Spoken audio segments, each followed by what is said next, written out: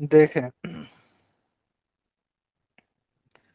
بسم اللہ الرحمن الرحیم، فرائض وضو کا بیان چل رہا ہے۔ مصنف علیہ الرحمن نے فرمایا ففرض الوضوء غسل الوجہ من الشعر الى الاذن واسفل الذقن۔ وضو کے فرائض میں سے ہے چہرے کو دھونا، ماتھے کی جانب سے عادتاً بال جمنے کی جگہ سے لے کر دونوں کانوں کی لو تک اور تھوڑی کے نیچے تک۔ ٹھیک ہے، یہ بیان کیا تھا۔ تو آج کا سبق جو شروع ہو رہا ہے وہ اسفل الذقن سے شروع ہو رہا ہے، وہ اسفل الذقن اور تھوڑی کے نیچے تک۔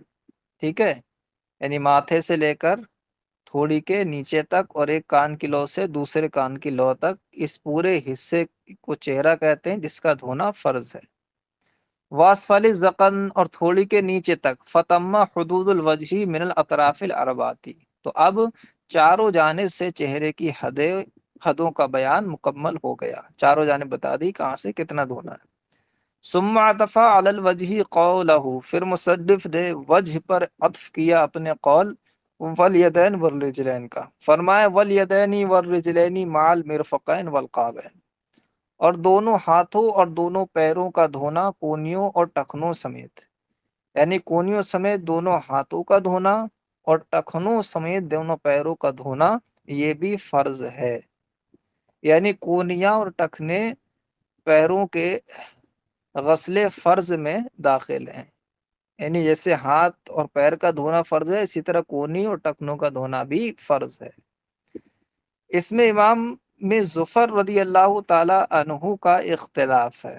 وہ فرماتے ہیں کہ کونیاں ہاتھوں کے غسل فرض میں اور ٹخنے پیروں کے غسل فرض میں داخل نہیں ہیں، یعنی کونیوں کا اور ٹخنوں کا دھونا فرض نہیں ہے، البتہ ان کا دھونا بہتر ہے۔ ہمارے نزدیک کیا ہے کہ ان کا بھی دھونا فرض ہے۔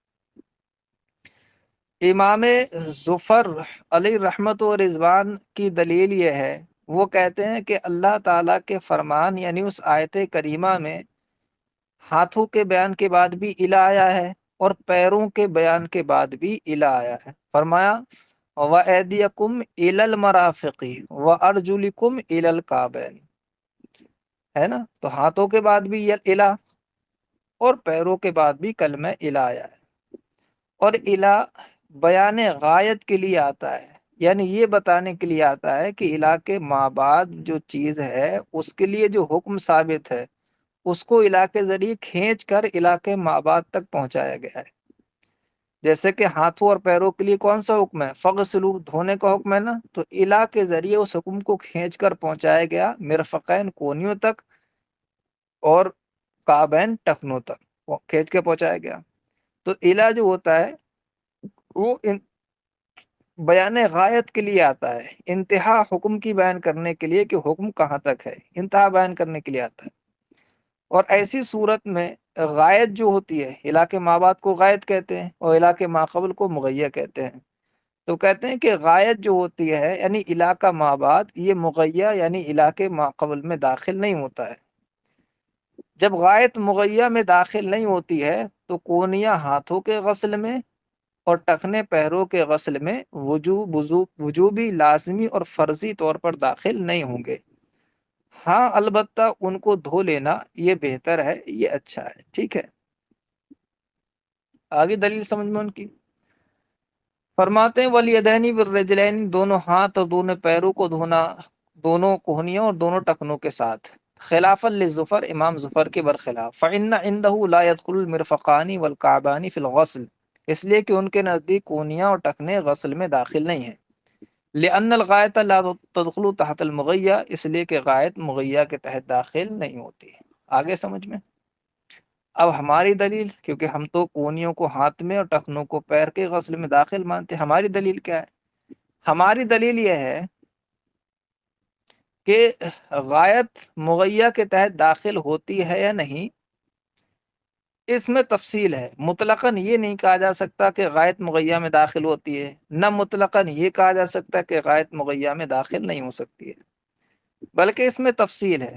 تفصیل یہ ہے کہ علاقہ ماقبل جو ہوتا ہے جس کو ہم صدر کلام کہتے ہیں، اس کو ہم دیکھیں گے کہ بھائی جو صدر کلام ہے اگر ہم علاقوں بیچ میں سے ہٹا دیں تو صدر کلام جو علاقے مابعد چیز کا ذکر ہے اس کو شامل ہے یا نہیں ہے۔ جیسے کہ اسی میں دیکھو ایدیکم کے بعد کیا ہے، المرافق، الا کو نکال دو بیچ میں، مرافق کونیاں رہ گئیں، وارجولکم الکعبین، الا کو نکال دو، کعبین ٹکنے رہ گئے۔ تو ہاتھوں میں صدر کلام ایدی ہے اور مابعد کیا ہے، مرافق کونیاں، پیروں میں صدر کلام ارجل ہے اور مابعد کیا ہے، ٹکنے۔ اور یہ سب جانتے ہیں کہ کونیاں ہاتھوں میں داخل ہوتی ہیں اور ٹخنے پیروں میں داخل ہیں، بھائی کونیاں ہاتھوں میں ہی تو ہیں، ٹخنے پیروں میں ہی تو ہیں، تو اگر ہم یہاں سے بیچ سے علاقوں نکال دیں تب بھی صدر کلام کونیوں کو اور ٹخنوں کو شامل ہے۔ اور جب ایسا ہے تو پھر اس صورت میں علاقہ مابعد ما قبل کے حکم میں داخل ہوگا۔ جب مابعد ما قبل کے حکم میں داخل ہے یعنی غائط مغیہ کے تحت داخل ہے تو ضرور کونیوں کا اور ٹکنوں کا دھونا بھی فرض ہوگا، ٹھیک ہے۔ اور اگر علاقوں نکالنے کے بعد صدر کلام علاقے مابعد کو شامل نہ ہو، جیسے کہ ثم اتموا الصیام الی اللیل میں، ثم اتموا الصیام الی اللیل، رب نے فرمایا پھر روزے کو پورا کرو رات تک، تو یہ صدر کلام کیا ہے، صیام روزہ، اور علاقہ مابعد کیا ہے، لیل رات۔ اب یہ دیکھو کہ روزہ اگر ہم علاقوں بیچ میں سے ہٹا دیں، ختم کرو علاقوں، تو دیکھو روزہ رات کو شامل ہوگا یا نہیں ہوگا، روزہ رات کو شامل نہیں ہوگا، کیوں؟ اس لیے کہ روزے کی تعریف ہی کی جاتی ہے صبح صادق سے لے کر غروب آفتاب تک نیت کے ساتھ کھانے پینے اور جمع وغیرہ سے خود کو باز رکھنے کا نام روزہ ہے۔ تو وہاں تو غروب آفتاب کی قید لگی ہے کہ غروب آفتاب تک ہی روزہ ہے، اور رات کا اطلاق غروب آفتاب کے بعد ہوتا ہے، تو اگر بیچ میں الہ نہ بھی ہو تب بھی سیام جو ہے نا لیل کو شامل نہیں ہوگا۔ اور جب صدر کلام بغیر علاقے مابعد کو شامل نہ ہو تو ایسی صورت میں علاقہ مابعد جو مغیہ ہوتا ہے وہ علاقے ماقبل یعنی غائط میں داخل نہیں ہوتا ہے، تو لہذا یہاں رات روزے میں داخل نہیں ہوگی اور روزہ رات شروع ہونے سے پہلے ہی غروب آفتاب کے وقت ختم ہو جائے گا، ٹھیک ہے۔ تو امام ظفر کا مطلقاً یہ کہنا کہ غائط مغیہ میں داخل نہیں ہوتی ہے ایسا نہیں ہے، بلکہ اگر صدر کلام مابعد کو شامل ہے تو غائط مغیہ کے تحت داخل ہوگی، صدر کلام مابعد کو شامل نہیں ہے تو غائط مغیہ میں داخل نہیں ہوگی، ٹھیک ہے۔ وَنَحْنُ نَقُولُ، اور ہم کہتے ہیں، ان کانت الغایت، اگر غایت ہو بحیث اس طور پر کہ لولم تدخل فی کلمۃ الہ، کہ اگر اس میں کلمہ الہ داخل نہ کیا جاتا تو لم یتناولھا صدر الکلام، تو صدر کلام اس کو شامل نہیں ہوتا، اگر ایسی غایت ہو تو لم تدخلھا تحت المغیہ، تو مغیہ کے تحت داخل نہیں ہوگی، کاللیل فی الصوم، جیسے کہ روزے میں رات داخل نہیں ہے۔ وَإِن كَانَتْ بِحَيْثُ يَتَنَاوَلُهَا صَدْرُ الْكَلَامِ، اور اگر غایت ایسی ہو کہ صدر کلام کلمہ الہ کے بغیر اس کو شامل ہو جائے گا، کل متنازع فی، جیسے کہ متنازع فی مسئلے میں ہے، یعنی ہاتھ اور کونی پیر اور ٹخنوں والے مسئلے میں، تو تدخل تحت المغیہ، تو غایت مغیہ میں داخل ہوگی، اور جب یہاں داخل ہے تو بلا شبہ ان کا دھونا بھی فرض ہوگا۔ آگے سمجھ میں؟ اب یہ بات ہم نے کیوں کہی وہی کہ صدر کلام اگر الہ کے مابعد کو شامل ہو تو غایت مغیہ میں داخل ہے، شامل نہ ہو تو داخل نہیں ہے، یہ بات ہم نے کیوں کہی؟ کہہ رہے ہیں یہ بات ہم نے اس لیے کہی، اصل میں کلمہ الہ کے بارے میں نحویوں کے 4 مذہب ہیں، علاقہ مابعد معقول میں داخل ہوتا ہے نہیں، اس بارے میں 4 مذہب ہیں نحویوں کے۔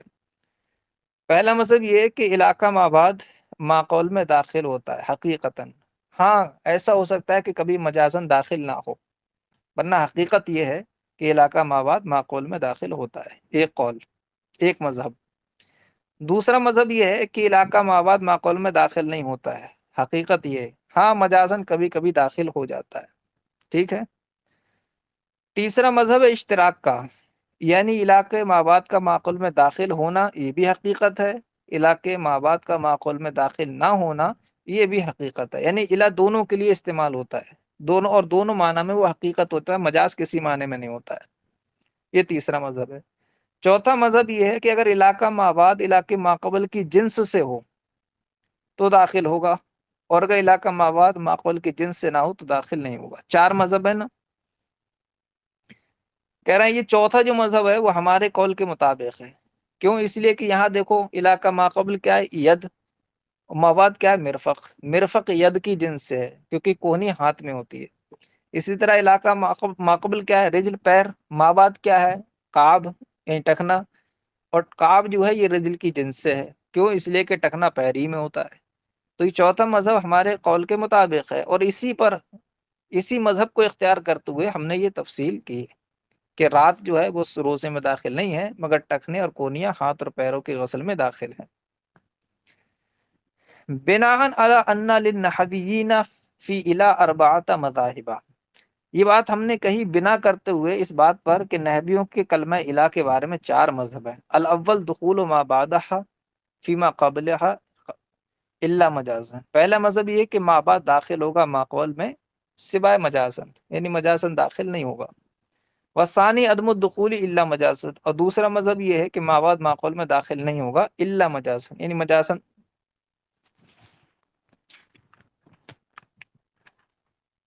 والثالث الاشتراک، اور تیسرا مذہب اشتراک کا ہے کہ داخل ہونا اور نہ ہونا دونوں کے لیے کلمہ الہ استعمال ہوتا ہے معنی حقیقی میں۔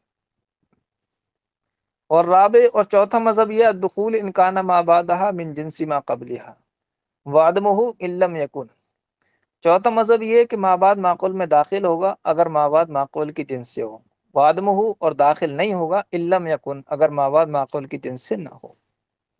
فہذا المذہب الرابع، تو یہ چوتھا مذہب یوافق ما ذکرنا فی اللیل، یہ والمرفق، تو یہ چوتھا مذہب موافق ہے اس کے جو ہم نے کہا رات اور کونیوں کے بارے میں، ٹھیک ہے۔ واما ثلاثۃ الاول، اور رہے پہلے 3 مذہب، اب یہاں کوئی اعتراض کر سکتا ہے کہ آپ نے چوتھا مذہب تو اختیار کر لیا، پہلے 3 مذہب جو تھے الہ کے بارے میں اس میں کیا برائی تھی؟ تو کہنا کہ پہلے 3 مذہب جو ہے نا وہ اختیار کیے جانے کے لائق نہیں، کیوں؟ کہنا ہے اس لیے کہ دوسرا اور تیسرا جو ہے نا وہ تو آپس میں ہی متعارض ہیں۔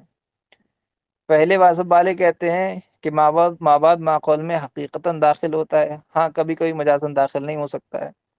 دوسرے مذہب والے کہنا ہے کہ مابعد معقول میں حقیقتاً داخل نہیں ہوتا ہے، ہاں کبھی کبھی مجازاً داخل ہو جا سکتا ہے۔ تو یہ دونوں مذہب تو آپس میں ہی متعارض اور ٹکرائے ہوئے ہیں، اور جب دو دلیلیں آپس میں ٹکرا جائیں، متعارض ہو جائیں، تو دونوں ساقط ہو جاتی ہیں، کسی سے بھی استدلال نہیں کیا جاتا، کسی کو بھی نہیں اختیار کیا جاتا ہے۔ تو یہ دونوں تو ایسے چلے گئے۔ تیسرا جو ہے نا، تیسرے میں بھی جو ہے یہی ہوگا، وہ تساوی کو، تیسرے کے بھی دونوں پہلو برابر ہیں، وہ تیسرا یہ کہ الہ دونوں معنی میں مشترک ہے اور دونوں میں حقیقت کے طور پر استعمال ہوتا ہے۔ اب جب یہ کہا گیا کہ ایدیکم الی المرافقی وارجلکم الی الکعبین، اور تیسرے مذہب والے ہیں، ان کے مطابق اگر ہم اس آیت پر غور و فکر کریں تو ہم یہی نہیں سمجھ پائیں گے بھیا یہ کوہنیاں اور ٹخنے ہاتھ و پیر کے غسل میں داخل ہیں یا نہیں، کیوں؟ اس لیے کہ تیسرے مذہب والے تو یہ مانتے ہیں نا کلمہ الہ دونوں مشترک ہے۔ تو اب کیسے پتہ چلے گا کہ کونیاں اور ٹخنے غسل میں داخل ہیں یا نہیں ہیں؟ ان کے داخل ہونے کا شک ہی تو رہ جائے گا صرف، یا خارج ہونے کا شک تو رہ جائے گا ان کے، صرف پتہ نہیں داخل ہیں خارج۔ تو شک سے نہ ان کا داخل ہونا ثابت ہوگا اور نہ شک سے خارج ہونا ثابت ہوگا، کیونکہ شک سے کوئی چیز ثابت ہی نہیں ہوتی ہے۔ شک کا مطلب تو یہ ہوتا ہے کہ دونوں طرف برابر ہیں، تو وہی داخل ہونے میں بھی شک اور خارج ہونے میں بھی شک۔ اسی طرح اتم الصیام الی اللیل میں دیکھو، روزے کو پورا کرو رات تک۔ اب تیسرے والے مذہب والوں کو لے کر ہم، تو ان کے یہاں کلمہ الہ مشترک ہے، تو اب بھائی پتہ ہی نہیں چلے گا کہ رات روزے میں داخل ہے یا نہیں، کیونکہ الہ ان کے یہاں دونوں معنی میں حقیقت ہے، مواد معقول میں داخل بھی ہو جاتا ہے، مواد معقول میں داخل نہیں بھی ہوتا ہے۔ تب کیسے پتہ لگے گا کہ یہاں الہ کون سے معنی میں استعمال ہے نا؟ تو پھر اب شک پیدا ہو گیا نا، رات کے روزے میں داخل ہونے میں بھی شک ہے اور رات روزے سے خارج ہے اس میں بھی شک ہے، اور شک سے کوئی حکم ثابت نہیں ہوتا ہے۔ تو اس تیسرے والے مذہب کا بھی حاصل یہ ہے کہ یہ دونوں پہلو برابر کر دے رہا ہے، دخول اور خروج دونوں میں شک ہو رہا ہے، اور جب دونوں چیزیں برابر ہو جائیں تو دونوں ساقط ہو جاتی ہیں، ان میں سے کسی کو اختیار نہیں کیا جاتا ہے۔ تو تیسرے والے مذہب سے تو کوئی حکم ثابت ہوگا ہی نہیں جب تک قرینہ نہ ہو، اس لیے اس کو جو ہے انہوں نے چھوڑ دیا۔ اب کون سا صحیح سلامت بچا؟ چوتھا بچا نا، اسی کو ہمارے ائمہ نے اختیار کر لیا۔ فرات و امت ثلاثت الاول، رہے پہلے 3 مذہب، فل اولو یعارض ثانی، تو پہلے والے کے دوسرا والا معارض اور مخالف ہے، فتسابیہ تو اول اور ثانی دونوں برابر ہو گئے، وثالث اوجب تسابی ایدن اور تیسرا والا مذہب بھی برابری کو ثابت کرے گا، فوقع شک فی مواقع استعمال کلمت الہ، لہذا شک واقع ہوا کلمہ الہ کے استعمال کی جگہوں میں کہ کس معنی میں شک پیدا ہوگا، ففی مثل سورۃ اللیل فی الصوم تو رات کے روزے میں داخل ہونے والی صورت کے اندر انما وقع شک فی التناول والدخول شک پیدا ہوگا پھر تناول اور دخول میں، تناول کہتے ہیں شامل ہونے کو، تو اس میں شک پیدا ہوگا کہ روزہ رات روزے میں شامل ہے، داخل ہے، اس بارے میں شک پیدا ہوگا، فلا یثبت التناول بالشک اور شک کی بنیاد پر شمولیت اور دخول ثابت نہیں ہو سکتا، وفی مثل صورت النزاع اور صورت متنازع یہی کونیوں اور ٹخنوں والی صورت جو ہے، ومثل صورت نزاع اور یہ صورت نزاع جیسی صورتوں میں انما وقع شک پیدا ہوا خروج میں کہ بھئی کونیاں ہاتھ سے اور ٹخنے پیر سے خارج ہیں یا نہیں، خروج میں شک پیدا ہوگا، بعدما ثبت تناول صدر الکلام والدخول فی بعد اس کے کہ صدر کلام ان کو شامل ہے، والدخول فی اور وہ صدر کلام میں داخل ہے، کیونکہ سب جانتے ہیں کہ کونیاں ہاتھوں میں اور ٹخنے پیروں میں داخل ہوتے ہیں، لیکن الہ لے کر آئے تیسرے والے مذہب کے مطابق شک پیدا ہو گیا کہ یار یہ داخل ہیں یا خارج ہیں، اور یہ متنازع صورت ہے، اس جیسی صورتوں میں شک پیدا ہوا خروج میں بعد اس کے کہ صدر کلام کا ان کو شامل ہونا اور ان کا صدر کلام میں دخول یعنی داخل ہونا ثابت ہے، فلا یخرج بالشک تو وہ شک کی بنیاد پر خارج نہیں ہو سکتی۔ ٹھیک ہے بیٹا، اس کو اور ٹھیک سے میری تقریر کو سن لینا اور سمجھ لینا، یہ سمجھ میں آ جائے۔